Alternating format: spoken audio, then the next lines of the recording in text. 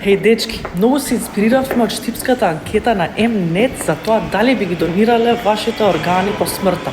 Па ајде со мене да видиме што ќе одговорат луѓето од Скопскиот центар на ова прашање. Дали би ги донирале вашите органи после смртта?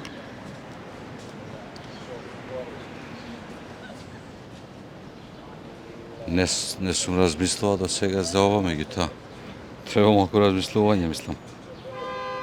Не ви знам точка. Дали зна? Најверојатно не. Зошто не? Така би текна моментално. Да, Да? Зошто? за да помогнем некому. Па би ги донирал, зашто да не? Зошто? Објаснете.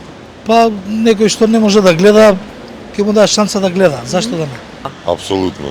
Објаснете Ако сте зошто. здрави, за да спасиме живот нормално. После смртта, да. Да. А зошто да? Па после смртта не ми треба. Да, Објаснете. па сметам дека тоа е благородно чувство, сметам дека ако се во ред со моите органи, дека би помогнале да се спаси нечiji живот. Може би детски, може би на повозрастен, не знам како иде тоа. Не, не. Зошто? Зошто? Не би сум донирал такви работи. Госпи едно кратко. Ау. Па да, сакам, само би сакала да го проучам како е тоа законски.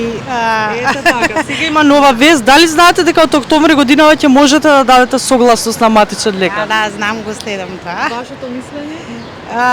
Па да, може, со тоа што нели да се прочитат сите услови, да донесеме информирана одлука. Не сум информиран за ова.